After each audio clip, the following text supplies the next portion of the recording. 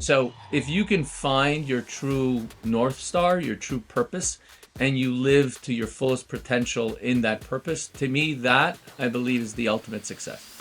And I think the greatest teachers are the people that have empathy for their students, because they can sort of understand how they understand, and therefore break it down in a way that is more visual versus contextual. That if we are challenged in life by our children, by our workers, by society, we give our best work. And that is the mantra of an entrepreneur. So friction creates beauty, and beauty creates innovation. And innovation is the foundation of entrepreneurship. Hey, sorry to interrupt. I just wanted to ask a massive favor of you guys. At the moment, we're putting a big priority on growing our YouTube channel. So if you aren't already subscribed to us there, if you could head over to YouTube, type in the Quest for Success podcast, or just click the link down in the show notes below, head over to our channel and subscribe to us there. You'll get access to all of our video interviews that we do with our guests. And it will do us a massive favor because it will help us grow the show, which means we can get on bigger and better guests for you guys. And with that, back to the episode.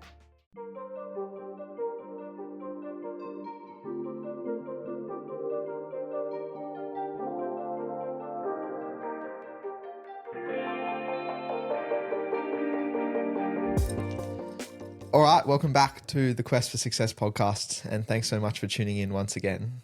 Today on the show, I'm really looking forward to our guest today, because today we have with us Pinny Gniwisch, and he has done so many things in his life, and I'm really, really looking forward to kind of unpacking his story and getting some of the lessons that he has from his incredible life so far. Yeah, I had the privilege of meeting Pinny at the Harvard Business School when I was doing the OPM course. So I know him for last nearly 3 years. And he's one of the guys that I can always go and go for any advice, and very open, happy to share anything with anybody. And we are so fortunate to have you on our show. And thank you so much for joining us, Pinny. Well, thank you guys for having me. This is a real treat. I've been listening to the podcast now for about 6 months. I think I heard all the episodes. They're all fantastic. So when you reached out to ask me to join, I felt so honored. So thank you. This is exciting. So Pinny, you, as a listener, you'd know we need to understand a fundamental question to begin with. And that is, what does success actually mean to you?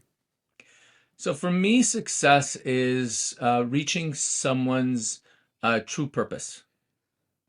So we're all put onto this world with a unique mission. And that unique mission is uniquely not to the human being specifically, but also more specific to you as an individual, as part of a community, as part of a family, and as part of your own psyche. So if you can find your true North Star, your true purpose, and you live to your fullest potential in that purpose, to me, that I believe is the ultimate success. And what do you think your purpose is? Or have you figured that out yet? I think my purpose is to break down barriers and inspire people with delight. So whereas people see me and they have a perception of what I am and who I am and what I represent, and hopefully that's good. But in the world that we live in today, with unfortunately a lot of the tension that's going on in the world, so there's a lot of judgment going on. I want to surprise people. I want to delight people. I want people to have one perception of me from the external, and then once they get to know me, they see a deeper purpose in someone who believes in God, who lives that purpose, and inspires the world and teaches the world.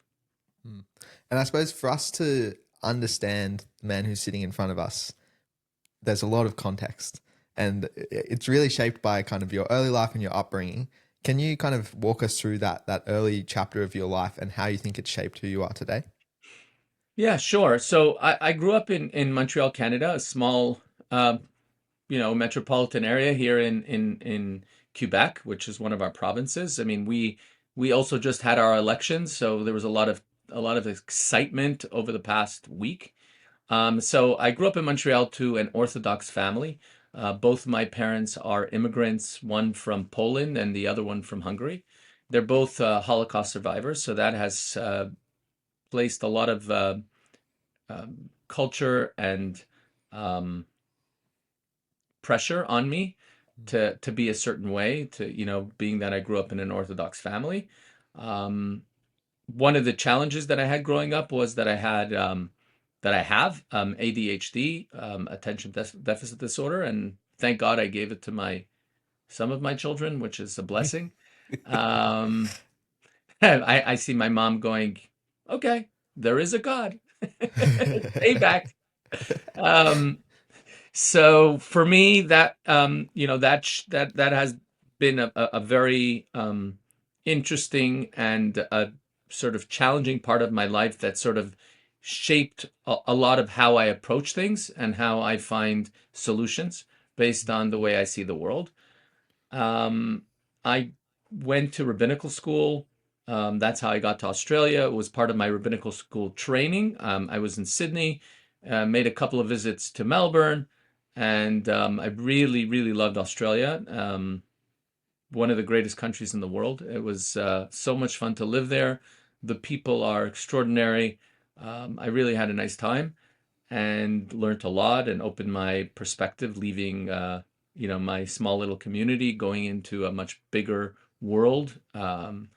After I became a rabbi, I opened up a children's organization where I taught experiential learning to children in public school and private schools. So I would teach about 8,000 children a year about Jewish ideas through hands-on.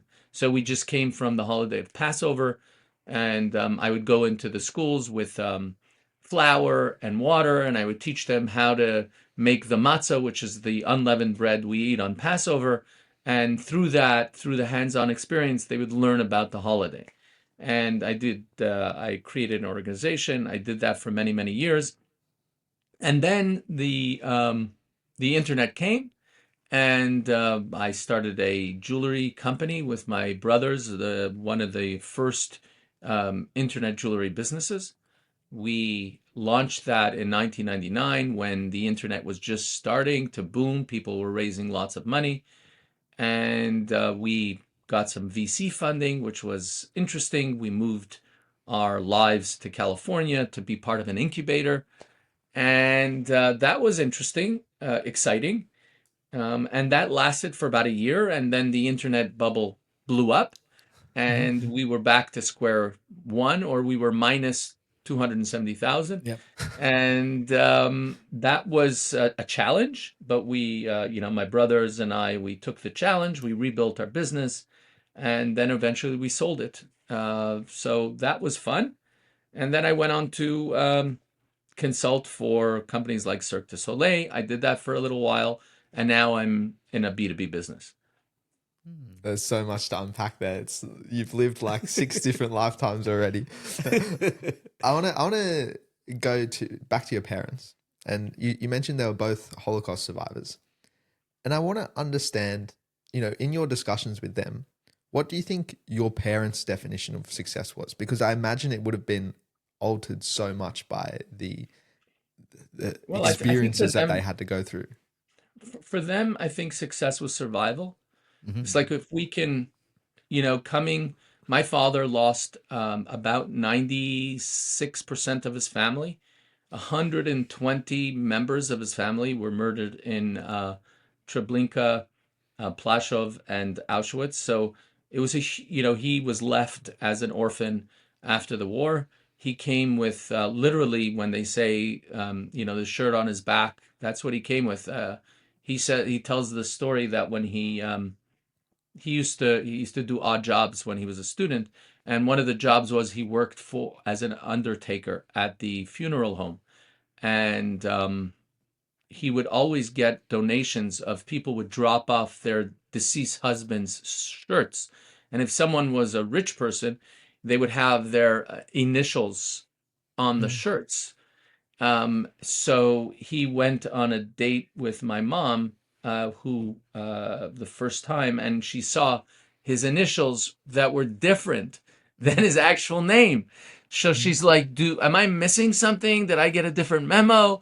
And I think for them, the success was just, how do we survive, and how do we create a world that is safer and more stable, for the next generation, for us, and how do I give them, a world and a life that we couldn't have, that was robbed from us. So I think for them it's very simple, in the Maslow hierarchy. I think, just the bottom rung, let me give my child whatever they need: food, clothing, education, and pray that everything goes well, because we had such a disastrous childhood. So, Penny, your parents, um, they met when they came to Canada or Correct. beforehand? So Correct. both of them had the similar kind of experience? Well, my mother was more, because my mother came from Hungary and the Holocaust came to Hungary, much later. They were able to escape. I mean, she lost a lot of people in her family as well, but she had um, a I wouldn't say an easier transition, but it was for a shorter period of time. Yeah. How that impacted you as a child? Like, your parents both probably had nightmares, right? They've seen this, I don't even know the word to tell that kind. Unspeakable, unthinkable Yeah. things. Yeah. And so they've gone through that thing. And as a young kid, your dad seen all these bad things. And how that impacted you? So I think I was blessed because, two things can happen to someone who goes through such a traumatic experience. Either they can be, um, extremely bitter, or they can be have huge amounts, a tremendous amount of gratitude. And for my father, it was gratitude. Um, he was, always thankful, always, um, looking out to the world, how he can help other people with their lives, and that's the house I grew up with. I mean, always people, guests that came in that were less fortunate, people, in need, always asking for counsel from my father. So for my parents, it was all about, how do I make the world better, so that this doesn't happen again. And there was tons and tons of gratitude, and that's the kind of home that I grew up in. A very warm, loving, house that always searched for, um, kindness, and bringing more light into the world, because the world they grew up was full of darkness. And it was quite an entrepreneurial family that you grew up in, wasn't it? Yeah, yeah. I mean, the table was always, talk about, different ideas. What did you read? How, how do you interpret this? Always, bringing in my brothers and I into the conversation, um, and my sisters as well. My sister is with us in the business. She's, extremely entrepreneurial. She's, actually in Thailand now, looking for new factories so that we can deal with the tariffs. But, our whole family was all about, how do we, there's this whole business mentality, how do we take a dollar, make two, and do it in the most efficient way. So all my brothers are wired that way, and we, and it's all, based on the survival, like, it on one hand, it's a phenomenal way to live. On the other hand, when I talk to my dad today, we have a different way of looking at things, and which is I think a blessing.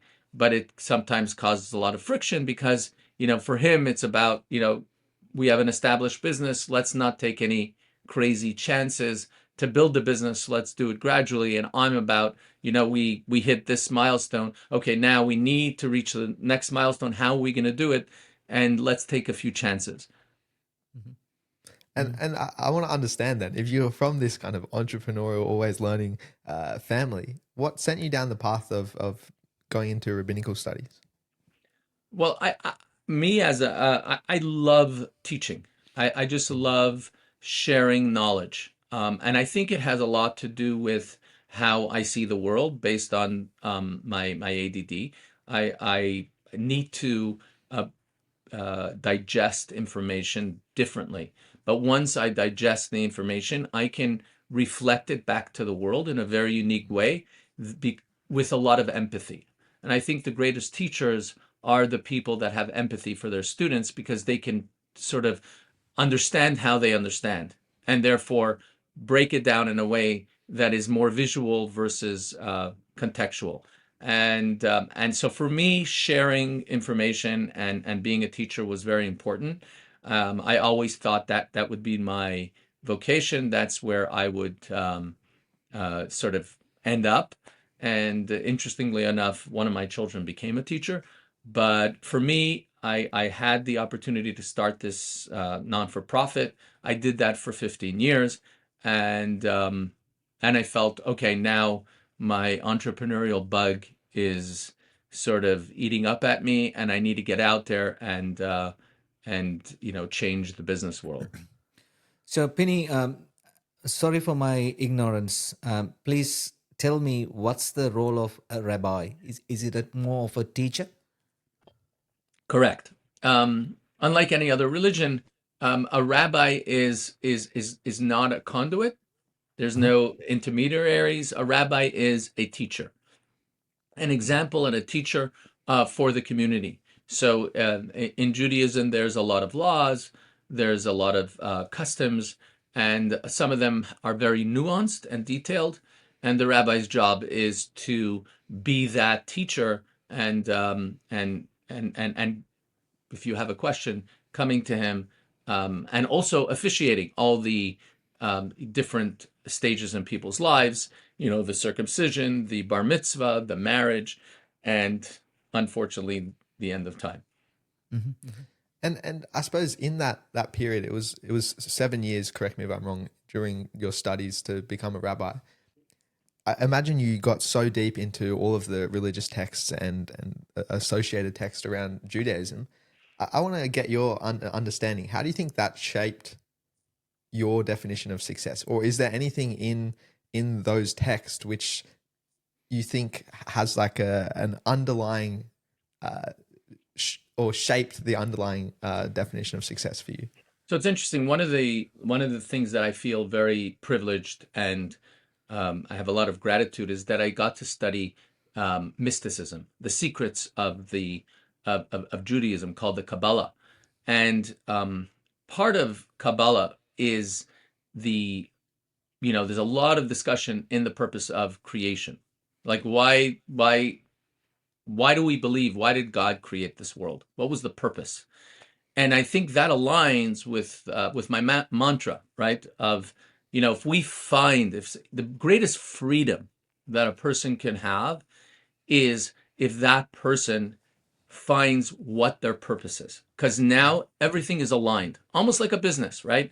If your business sort of creates a strategy, which is the purpose, right? And then the easy part now is just to fill in the dots, because you have the beginning and you have the end, and now you have the beginning of the story, the end of the story, or the middle of the story, and now all you have to do is fill in the easy stuff, right? So the greatest freedom that a person can have is, what is my demographic? Who do I have to sell to? What is my messaging? These are all the details, right? Mm-hmm. But the most important thing is, what is my personal goal and purpose? And that we learned a lot in mysticism as a reflection of God. God has a purpose. God has an intention with the world. And that fits in us with human beings as their own intention and purpose in the world. And that for me was like an eye-opener. If I get to see the cause of why we're here, then I can go in deeper to understand what the cause of why I am here personally. Amazing. So there's a lot that we could ask about that along the line. But I just wanted to understand a bit more of I guess you're coming from an entrepreneurial family. Do you think there's a relationship between survival and entrepreneurship? 100%. Because what happens is, the analogy is of an olive, right? Yeah. And when you squeeze an olive, right, that's when you get the best oil, right? Um, if someone is squeezed and feels pressure, right? For instance, it says that my students made me the best teacher. What does that mean? That means that if I get questioned, good questions, I have to go deeper to give better answers. So I become a better teacher. Mm. And the same idea is that if we are challenged in life by our children, by our workers, by society, we give our best work. And that is the mantra of an entrepreneur, right? Mhm. The challenge, the analogy I like to give is a diamond, because that's my business, right? Yeah. A diamond, right? To create a diamond, you need another diamond, and you need friction. And Yeah. those two things together create the sparkle and the intensity and all the facets. So friction creates beauty, and beauty creates innovation, and innovation is the foundation of entrepreneurship. Okay, so while we're talking about entrepreneurship, what was the vision? Why did you start a jewelry business?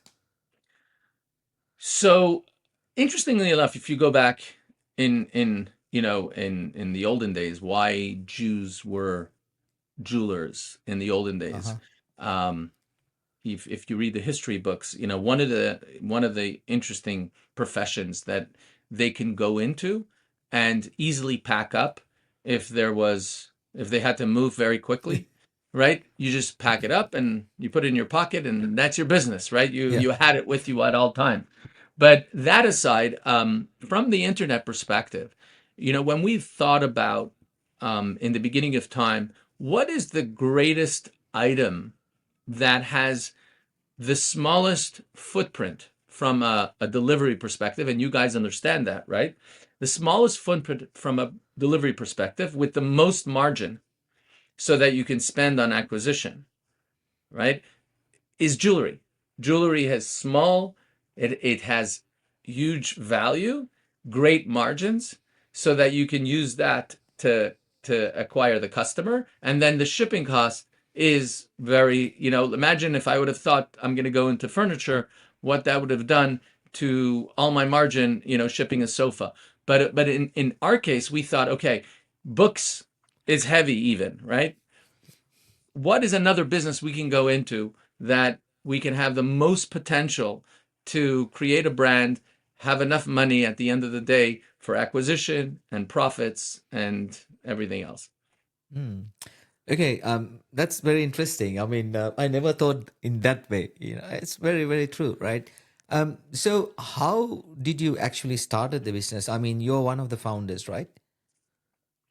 So what happened was, when my brother and we were driving in back from New York, and we heard about a fellow by the name of Jeff Bezos, and he was starting a book company, and it sounded insane because we didn't know, nobody knew about the internet. What is this internet, Mm. right? What is, DARPA, intranet, college campuses, all this thing that, the people that had access at that time. And right when we got back, we started investigating this thing, the interweb, as Al Gore calls it. And as we were investigating, we said, okay, let's create this business. So the first time we went and we built this website, and we understood that if we wanted to get, and there was a lot of money being thrown around, just like today, there's money being thrown at AI. Then it was the internet, and there was heaps and heaps of money. Everybody wanted in. And what we realized was that the only way we're going to accomplish anything is if we can show that the customer believes that they can give their credit card in this new medium. The challenge was not to get an order, because in my days when we started, it was all about the eyeballs, right? If you had a Mhm. certain amount of eyeballs, right? It didn't matter what, if the person bought, didn't buy, but if they had eyeballs and they took those eyeballs and they multiplied them and they created this fictitious number, and therefore, based on this number, your evaluation is, Yeah. such and such. So what we decided was we went to Hong Kong, to China. We went to a pearl farm, and we found, it was right before Mother's Day, and we found a strand of pearls that Kevin Costner gave someone in the movie Tin Cup. And it in the industry, it was called the Tin Cup necklace. It was Rene Russo wore it in the movie. It was like a pearl and a string and a pearl and a string. And we found a pearl farm that was able to make it for us for nothing. And we knew the challenge was to get someone to believe in this medium. That was the challenge. So we started our first campaign. We did something called a roadblock, where we bought every single ad on the internet at that time, on the big sites, Yahoo, AOL, Ask Jeeves. I mean, I know people don't know about all the different ones that were then, but we bought all the ads. We created a roadblock, and the ads said as follows: free pearl necklace in big. We had a banner, free pearl necklace. And on the bottom in small, it says shipping and handling $4.95.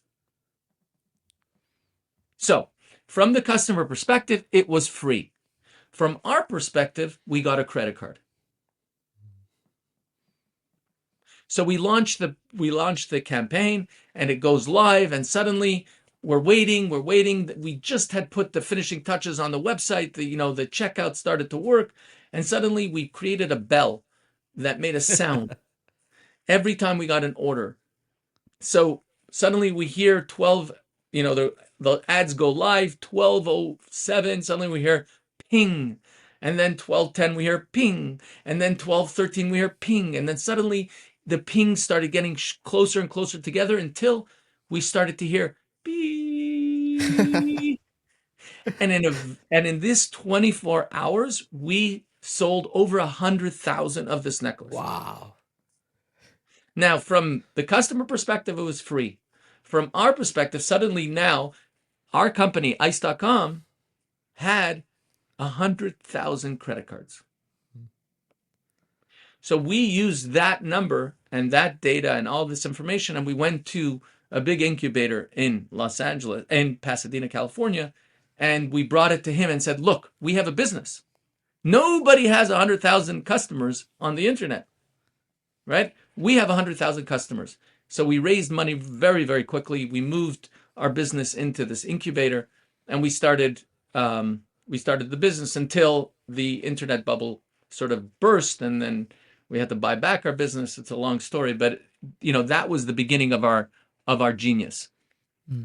And how did you even come up with this unconventional marketing strategy? Because you weren't a marketing guy, were you? No. And the funny thing is, we actually, when we started the business, we were so not conventional that we put a bunch of hats on the table, right? We were 4 people, right? Mm-hmm. My brother, my other brother, my brother-in-law, and the CTO. And we had hats, accounting, marketing, all the different things. And each person took a hat.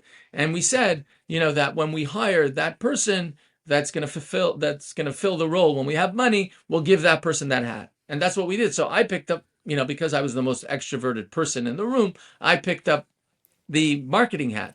And I knew nothing. I didn't know about conventional marketing. And I think the beauty of the time, because it was innovation, because it was an innovative time, and nobody knew about the internet. So I was starting at the same place as the guy from Harvard or Wharton who had the diploma. But because everybody was in the beginning of the internet, suddenly whoever was successful, it didn't matter if he had the diploma or the degree, he was the success. So suddenly I started to become the internet guru, right? I spoke at 10 conferences a year. I came to Australia 3 times to speak in Melbourne at the digital conference. I got a gig to teach at McGill University. I taught digital marketing for 8 years. And to my luck,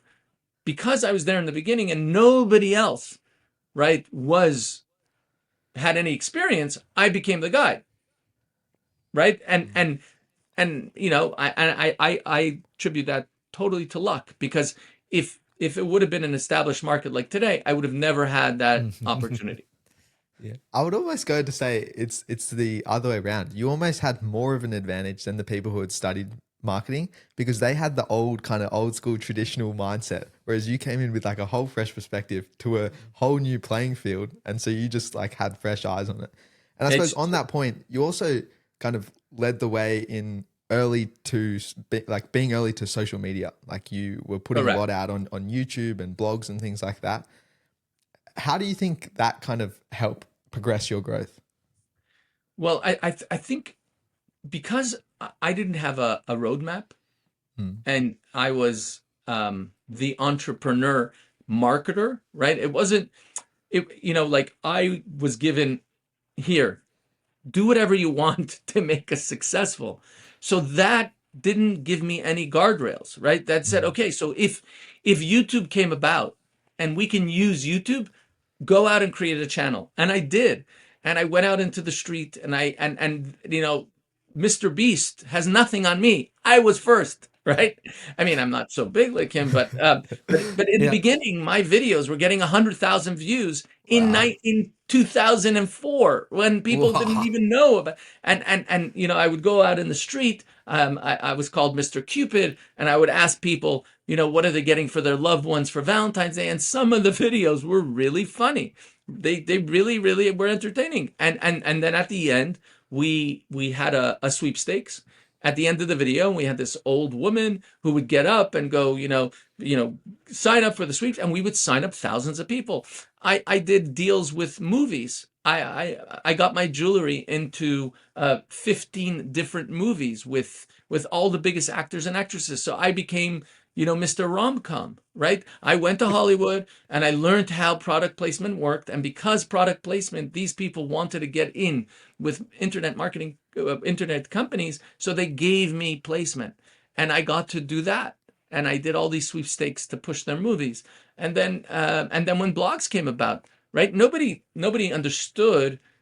I had a very close friend who wrote the book on SEO, on search engine optimization, and he told me blogs is the future, because Google loves natural content.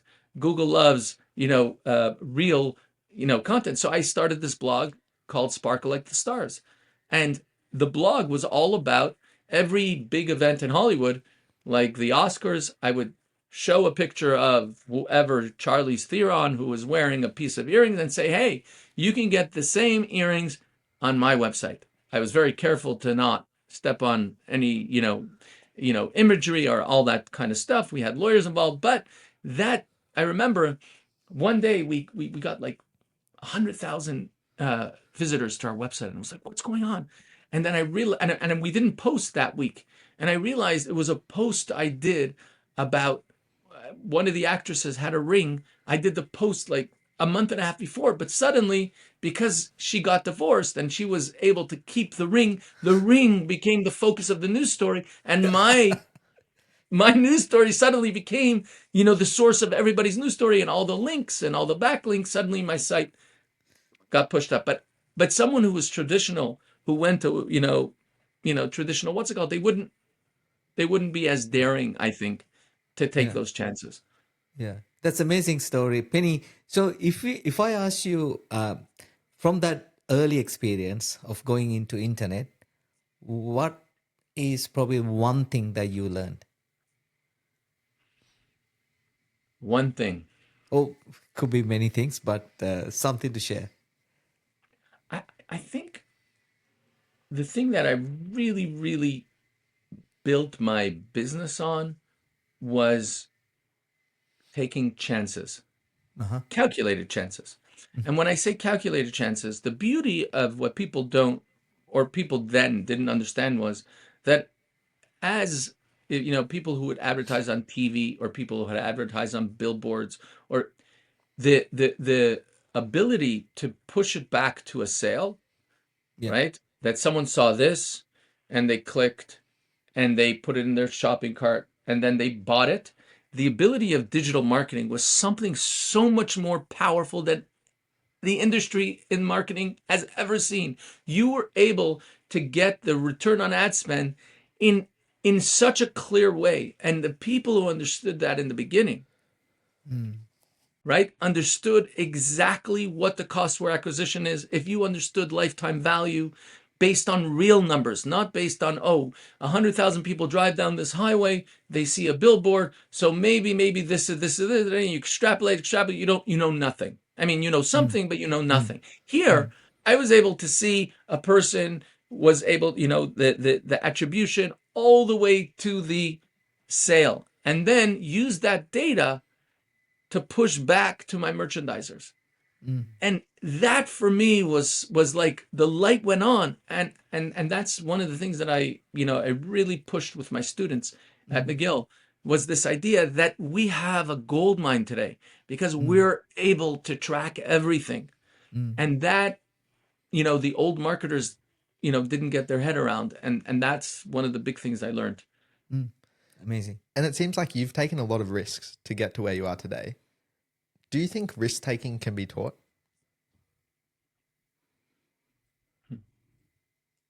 No. No. Why is that? Because an entrepreneur is born or is nurtured, which essentially means that if you in marriage, I always think about this concept where someone who's organized is, every good trait a person has is a negative trait on the other side. So someone who's organized, it's you're fantastic. But if he marries someone who's disorganized, right, or he's in a situation where there's disorganization, it drives him or her crazy. The same idea, I believe an entrepreneur is in the DNA of that person. That person, like the ad for Apple in the 80s, the whole idea of, the crazies, right? I believe entrepreneurs are those people, right, that take the craziness and bring it into reality. I mean, they need to have people around them who are able to interpret that messaging in a way where it can be implemented. But entrepreneurs are born, and therefore the mentality of risk taking and pushing yourself to the limit and always taking chances, calculated, right? Yeah. That's a good entrepreneur. Calculated risks, that I think is a is inborn, and I think I was blessed with ADHD because I think the craziness to sort of push the envelope, because all my life I've been forced to fit into a square when I was a circle, right? Like I remember talking to my son's teacher who said, unfortunately, he has a Ferrari engine in a Ford car, right? Right? It's unfortunate, right? So because you're always being pressured to comply, you're always pushing up against authority. You're always pushing up against this, this world. Now, you can teach it, right? And maybe reveal it in someone who had it there before, but I don't think society as a whole, Yeah.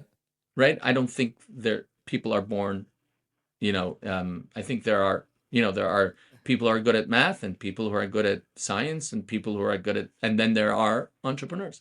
Yeah, and also there's everybody think they're running a business, they are an entrepreneur. That's not the case, right? And I mean, your story that you mentioned earlier, you don't really need to know anything to start something and do something. That's a real entrepreneurship to me, right? I mean, sometimes, we just go, we show up, we just do things, we don't even know We know nothing. nothing, right? I mean, that's a real entrepreneurship to me, right? And because I mean, sometimes, it's a long discussion, right? Like, sometimes people believe they're also entrepreneurs because they're very clever with what they do. They come up with different way of doing things. But to me, entrepreneur is like bold decision maker. Like, you just go and show up, do stuff, without really So not knowing, right? in Judaism, we call that chutzpah, right? Say it again. What? Kus, Chutzpah.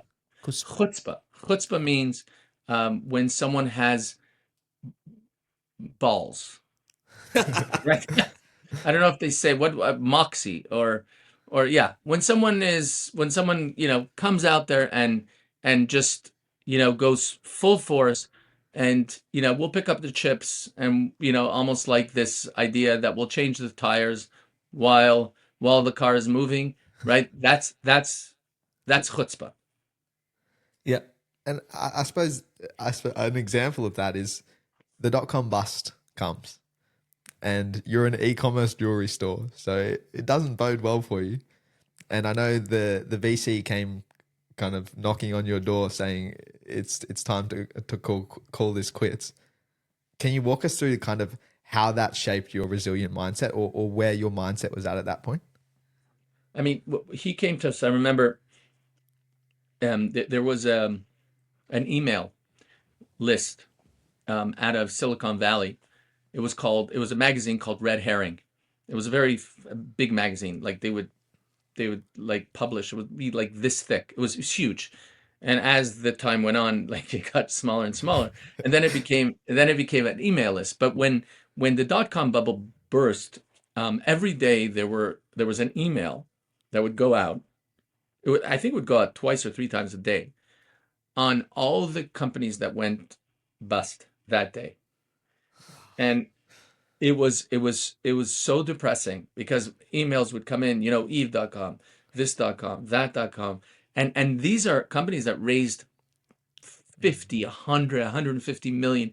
And every day it was like this, one after another, after another, after another. And then it came our turn. And we sat down and we were like, what do we do? They want to shut us down. And we said, no, we believe we have a business, right? Yes, we have no money left. Yes, we owe AOL and MSN.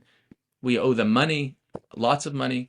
What are we going to do? So we decided, we'll go back, and that pushed us even more because we really understood, based on the database that we had of customers, we really understood at that point that the potential of the web is something much greater than what people believe. And therefore, right, we cannot let the foundation or whatever foundation we had left go to waste. So we came to them and they said, we have to shut you down. We said, no, we want to buy ourselves back. They said, no. We went through a whole long back and forth. And finally, they allowed us to buy our company back for $1. We bought it back. And it wasn't just like me going back home. I had flown my whole family. At that point, I had 4 children, right? Babies. My brother had 5. My other brother had 4. And we moved 18 people to California. Wow. So suddenly we had to move back so quickly. I remember I had to negotiate with my landlord to get out of this lease that I had. It was like within 15 minutes we were on the plane back, and we were in this, small office in the basement somewhere trying to rebuild this business.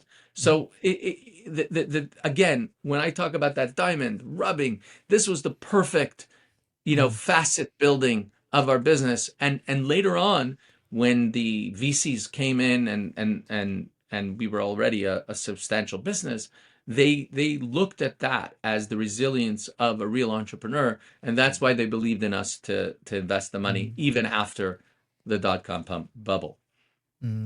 So what did what does it take to build business with your family and still maintain a good relationship? Wow. And I see you two sitting so close to each other. Yes, yeah. Um, so I think a lot about this and how Yep. blessed I am, right? Hmm. To have brothers that I have. My brothers, we're all very different. And one of the interesting things that we have for each other is respect, Hmm. and respect to the extent of understanding or knowing deep down what they're really good at and what they're not. And that, I believe, is the ultimate of a true entrepreneur, is someone who has humility. And the humility is to know what you're really good at, and more importantly, what you're really not good at. And I remember one of the cases where we had for Ron Johnson Hmm. at Target when he came from Apple.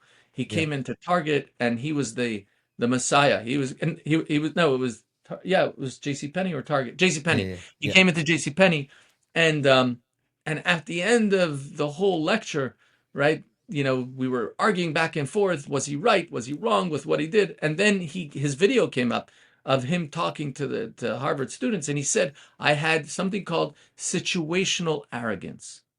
Yeah.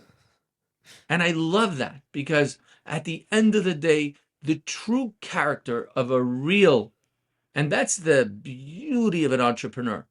The beauty of an entrepreneur on one hand is the ultimate ego. I'm going Hmm. to take a chance. Hmm. But on the other hand, he has the ultimate humility to Accept. shift when something is not going quickly Hmm. without having so much invested into his idea that didn't work. Hmm. Right? And that's the beauty that I believe that I had with my brothers, that we all understood what we were good at and what we weren't. And whenever a decision needed to be made in a specific part of the business that wasn't our part of the business, we can give our opinion. But at the end of the day, this person, it's his decision, and we respect it 110%. And that's what I believe, that humility that we all had in understanding what we're not good at and let that person run with it. Yes, Hmm. they made mistakes and whatever, but that made us stronger together, and I think that's the beauty. And it's a great, and I see you guys together. Yeah. It's Yeah. Yeah. inspiring. So, Penny, how does your faith guide your decision as a leader? I guess you're leading this group of your brothers and your family, and how that the faith coming into play.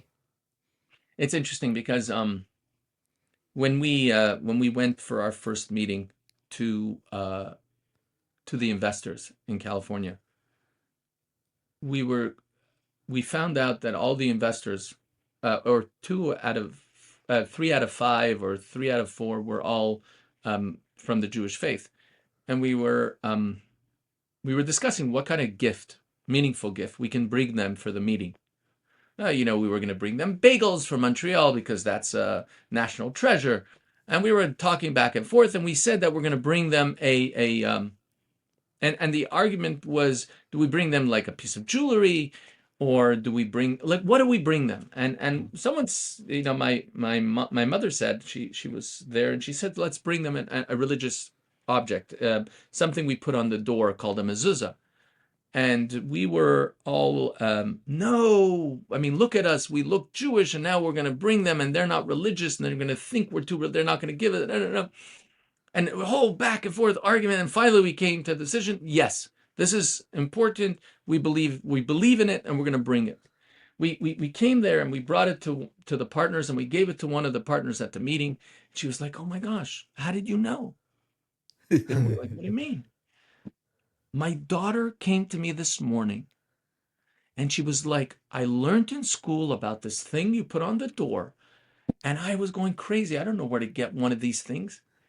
And you guys today bring me one of those things. This is divine. We are going to invest.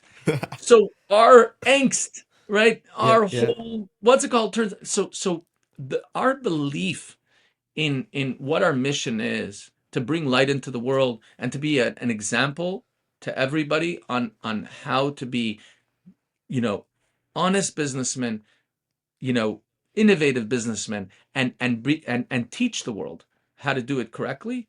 That is an integral, like, essence, soul of who we are as people and our business. It's the soul of our business. Charity is the soul of our business. 10% of everything we make goes to charity. This is the soul of our business. This is what we bring in every day. And we see, like, the tariffs now are catastrophic for us. But again, we always have to remind ourselves, we're doing the right thing. Something good is going to come out, and we just have to have faith. Yeah. And I want to know on that point, and especially given your context, studying to be a rabbi, what do you think social responsibility means to you in a business context? Well, I think it's on a few levels, right? Social responsibility is making the world a better place, right? And that could be physically, spiritually, intellectually. I mean, all on all levels. So from my perspective, right, a business is a tool. It's a means to an end. It's not a means in itself. And that's what I think good entrepreneurs understand, right? They're not married to the idea. They're married to what this idea can bring to make the world a better place. So if you approach a business, right, with that mindset, that this is a means to an end, and what's the end? The end is to bring light into the world. The end is to give more charity. The end is to be more open to your children, right? To spend more time with them. Not the business in itself, but as a vehicle to change the world. That is, I think, the message that I was brought up with, and I think I always try to, give over to my students and to the people around us and to my children, that the purpose of a business is a vehicle. Yeah. What's the end purpose? The end purpose, and I'm going to come back to the beginning of what I said. What do I see success? I see success is that if your vehicle is in line with what your purpose is. And if your purpose is to make the world a better place, right? It's just a vehicle. Helps you get there. Makes it a lot easier. I don't even know how to ask this question. I don't know if it's a right way to ask this, but every Jewish person that I know are very successful business people. Do you know what's the secret?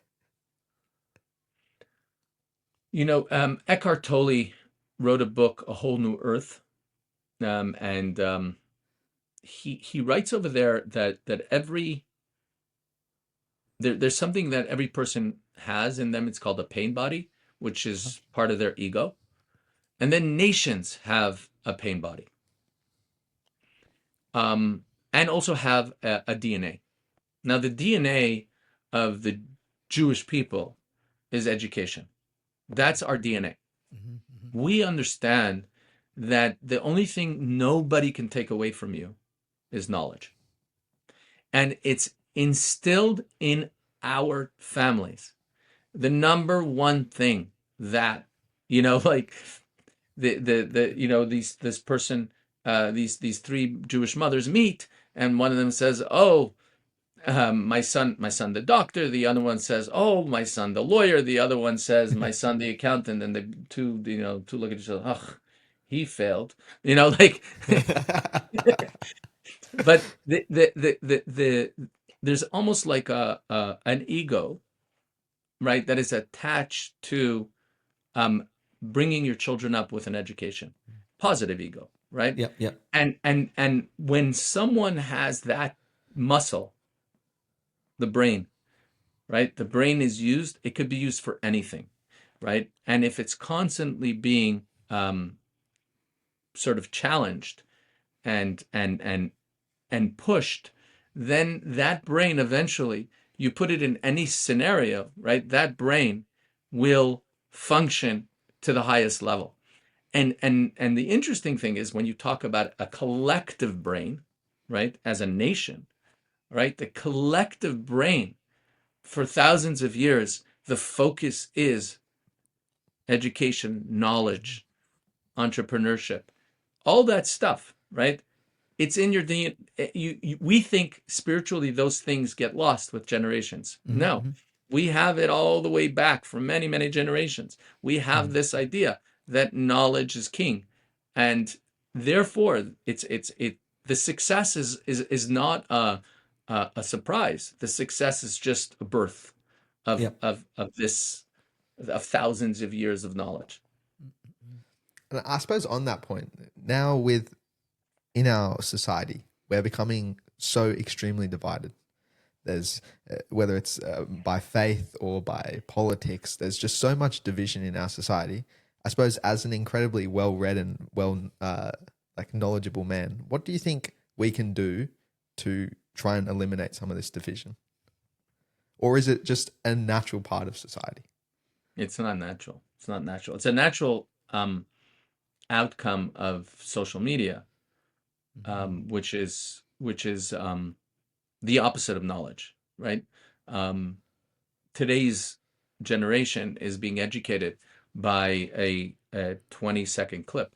That's their education, and they deem themselves so well versed in that subject because an influencer told them something, and that has become the byproduct of a whole generation of TikTokers that are that the latest dance and the latest political pundit or whoever had the better algorithm, in the elections, right, wins the elections, right? And I remember, I think, Jam, when we had an AI presentation at Harvard where the guy showed us, the professor showed us how during the elections, the first elections with Trump in America, how the Russians were manipulating the elections by creating chat rooms that were being monitored by bots and creating conversations and sort of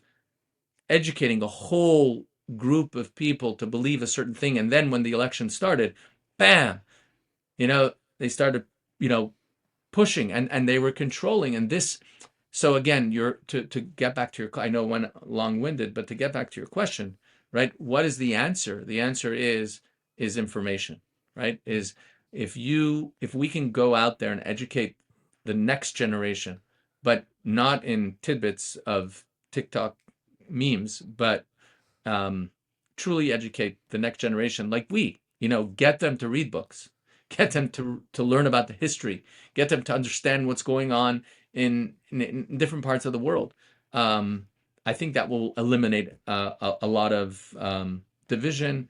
Go out there, learn about your enemy. I don't want to call it enemy. I want to call it, the other, right? The other in your society. Go out and find out about Aboriginals in Australia. It's so important. I heard about all the votes that were going on while we were in school in Australia about the Aboriginals, right? So we need to understand that empathy is what drives the world. That's what brings light into the world. When we can put ourselves into somebody else's shoes, we have the ability to feel what they feel. And that's what the world needs today, is more empathy. And I've got another question for you, because I know you, across your journey, one of the key takeaways for me is you've been really good at spotting opportunities and looking for opportunities. And I suppose if you were to put yourself in the shoes of a young person today, what do you think are the big opportunities that you would be attacking? Well, I'm not to be someone who's repeating everything that's in the headlines, but I think as a young person, prompt engineering, this whole idea of how to speak to AI and how to get the best results, I think that's going to be an interesting. I don't know how long it's going to last as a career, but I think today, if you want to take advantage of that, companies are looking for AI masters or what do they call them, Jedis, that have the ability to understand how to implement, because every conference that I go to today, the question companies want to understand is, how do I implement AI today? And at Harvard, that was the biggest question. How do I take AI and make my business more efficient? And like that's where, and traditional consultants don't have the answer, right? I feel like if I was a bit younger, right, that would be my new gig, right? Because nobody knows. And I could easily be the guy, right? The guru who knows. So you want to talk to the next generation, guys, become the guru. You don't even have to be the implementer. You just have to be able to go into a business and identify which AI agents you can implement, right? And the answers are the low-hanging fruit will make you look like the greatest genius. And I think that, I mean, but that's an easy answer, right? I believe that more and more we're moving to a world. There was an image we had at Harvard where they showed us an org chart of a company with a bunch of faces. I don't know if you remember this, Jam. A bunch of faces. They showed us the CEO, middle management, and then the workers, and in every field, in accounting, in marketing, in graphic design, and all the different tools they use, right? And then they asked the question to the class, and they said, what do you envision, which of those faces won't be here in 3 years?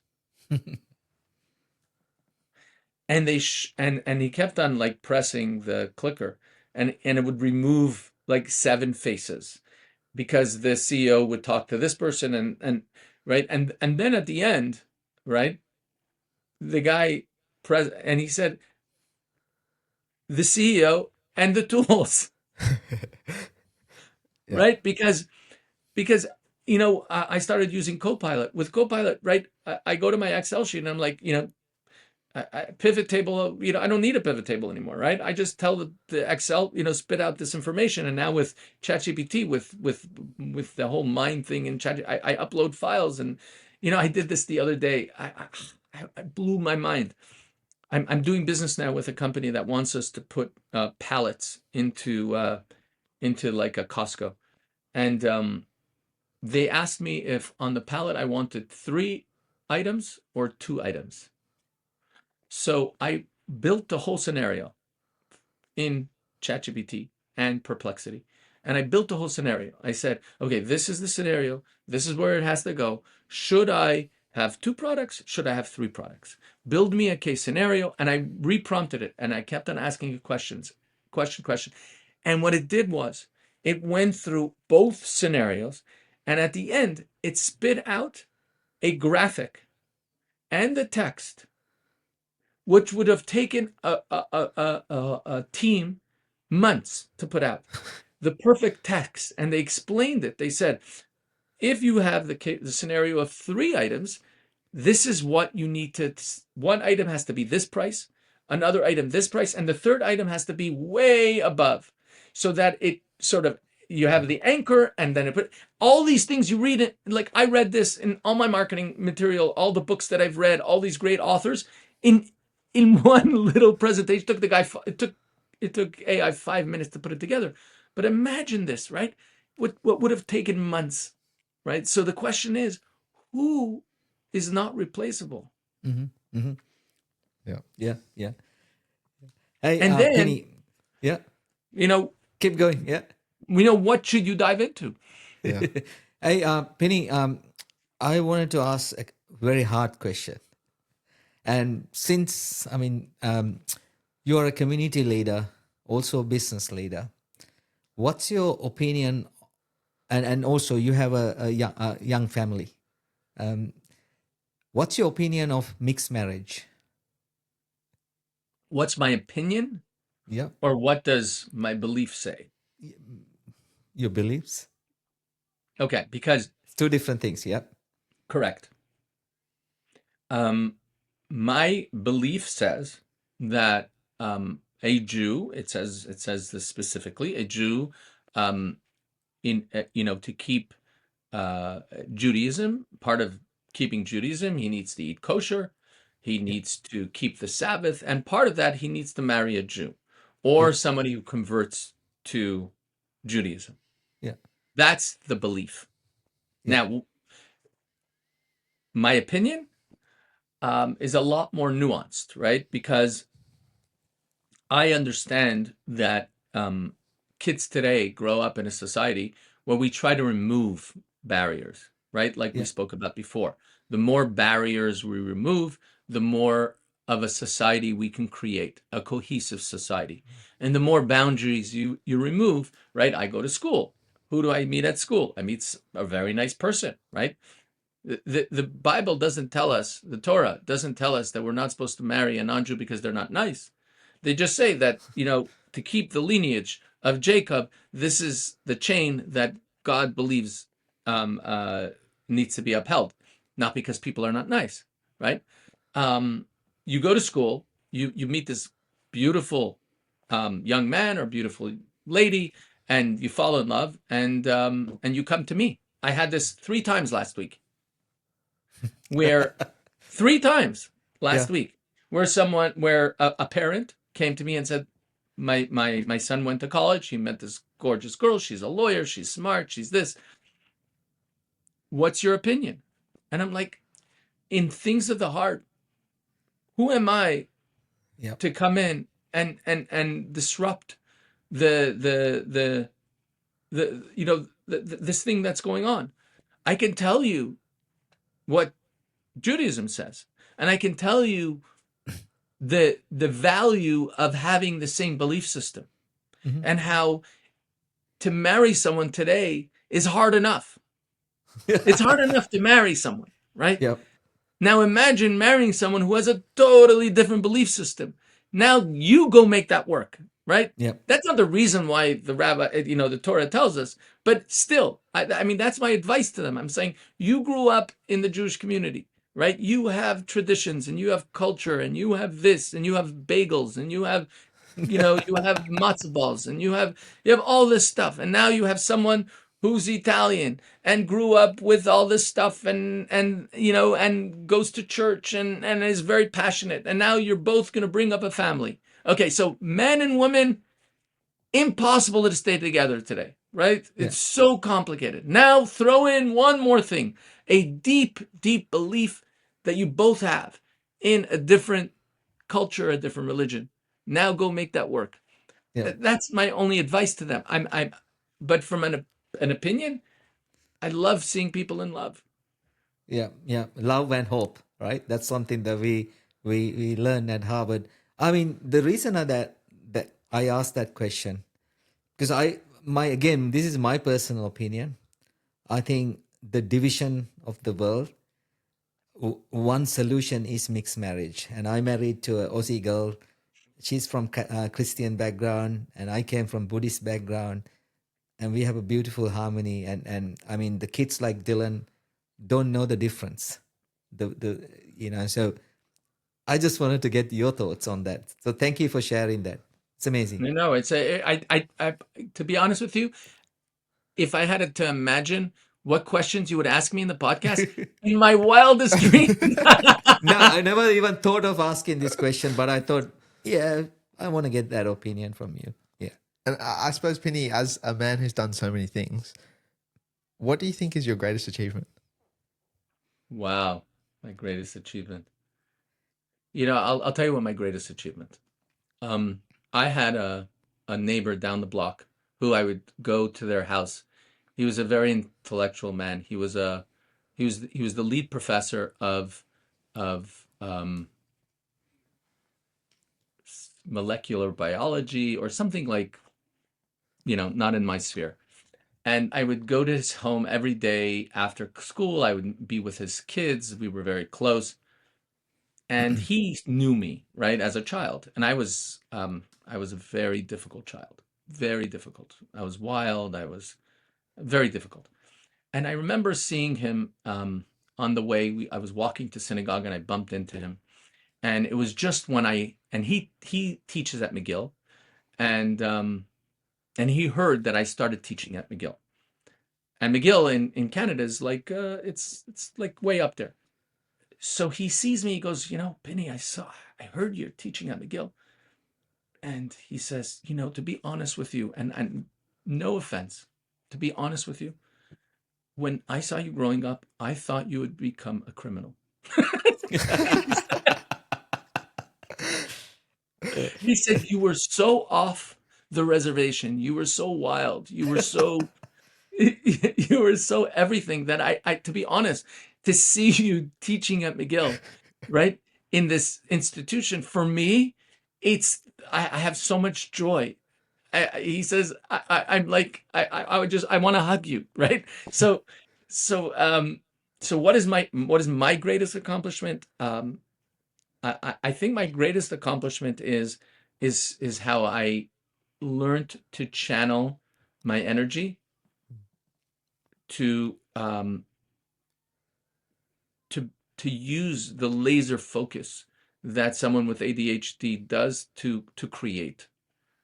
Right? It's on one hand we're all over the place, but on the other hand is when we are focused on something, we can do it we can really go deep, and and understanding that and being honest about that, and knowing what you're not good at, and then it's always coming back and training yourself to become more disciplined. And for me, that I think is my greatest accomplishment. The fact that I have a family, and I have grandchildren, and I have a business, and I have employees, and it's like a dream. I have so much gratitude for that, because I was all over the place.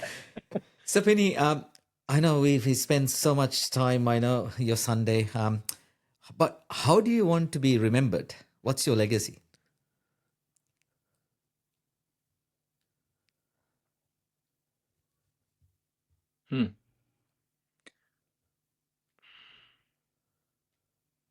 I think my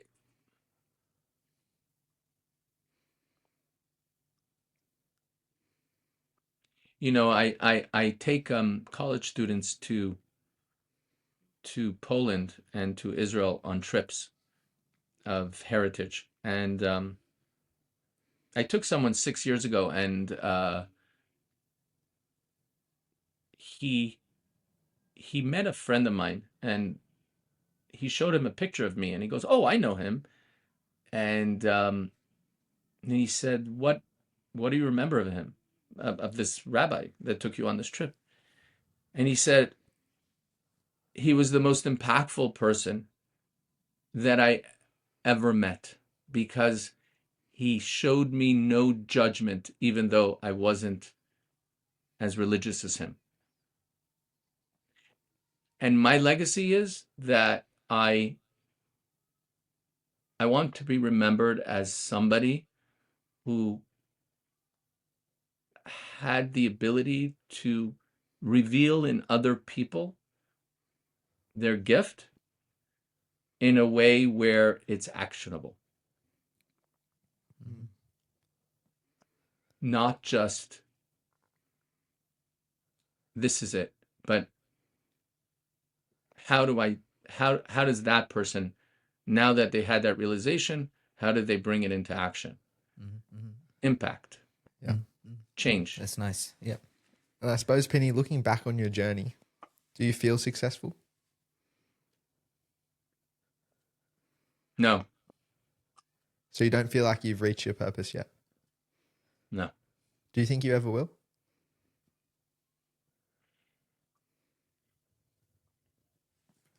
I don't know. I don't know if this has been asked before from an entrepreneurial perspective, but does the entrepreneurial ever satiate his hunger? From our discussions so far, I don't think so. So there you go. Yeah. And Right. Penny, thank you so much for this conversation. Honestly, it's been probably one of the deepest conversations that we've had. And I think that's really a testament to you and how vulnerable you've been throughout this discussion.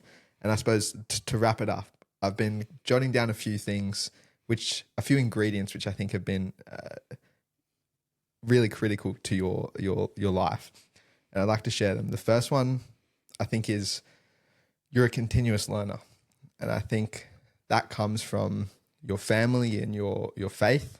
You're always trying to gain knowledge, and not just from traditional sources either, but from people that you meet, experiences that you have, going in and studying, putting yourself in opportunities where you can learn, even if you're so out of your depth. I think that's something that's really powerful, and you mentioned it, and I really love it, that it's the one thing that no one can take away from you. And I think that's a really, really powerful quote. And I think more than just learning, as a quest to learn more, you've become a teacher. And I think that's the true testament to someone who wants to become the deepest learner possible. Because in order to teach something, you have to truly understand it yourself. And as you mentioned, the more people question you, you really have to internalize and go, wait, do I actually understand this, in order to become a great teacher? So I think learning is one of your core traits. The next one is being a risk taker. And we saw it throughout your journey, just taking that leap of faith and having that faith, knowing that regardless of what happens, you'll make it work somehow. Like, I can't even imagine running a business with my brother and then being 270 grand in debt in the middle of a .com bubble and just going, oh, well, we'll make it work. Like, that takes an incredible amount of risk to put yourself in that situation. Always pushing the envelope. And I think as the next one in turn is this resilience. Mm-hmm. Always showing up, always, even when the risks turn out to be negative, you always take it in your stride and go, okay, this is a lesson, and continue forward on that. So that resilience. And the last one is you're an incredible communicator. Like, this discussion has been so fruitful because you're such an incredible storyteller, and you convey the knowledge that you've learned in such a simple and easy to digest way. And I think that's an incredible trait to have. Mm-hmm. And just to add to Dylan's list, knowing you, Pinny, your authenticity is something that you're very consistent. And from the very first day I met you, right now, it's the same Pinny. That there's no difference. Anytime I can reach out to you and get advice, or can have a great discussion with you anytime. And you have that authenticity, like black and white, what you see, what you get kind of way, So that's, I think that's another thing that I found out throughout the experience that I had with you. And thank you so much, Pinny. I mean, we had awesome time. Thank you, guys. Thank you so much. This is such a powerful and beautiful, warm, as they say, schmooze conversation. And I thank you guys for allowing me to be part of this family. And it's so great to meet you, Dylan. Wow. I think the greatest, in Judaism, we have something called, there's a word that it's called nachas. Nachas means it's like joy from our children. And the greatest, the Talmud tells us that the only being that we're not jealous of is from our child. Absolutely. We want our child to be better than us. And watching you, work with your son and the joy you have from it, to see him just show up in the way he does, that for me, I was watching that the whole time. I loved that. And you guys are blessed. So keep it up. I mean, you keep the respect, keep the joy, keep the, and Dylan, at the end of the day, just remember that your dad brought you here. Thank you for that. Thanks for reminding. Yeah. Yeah. Well, thank you so much, Pinny. Thank you so much. And for those who have taken something away from today's episode, if you could do us a massive favor and like and follow, so that we can share this incredible message with the world. And you can see all of our episodes over on our website, thequestforsuccesspodcast.com. And with that, we'll catch you guys in the next episode. Thanks for listening. Thank you.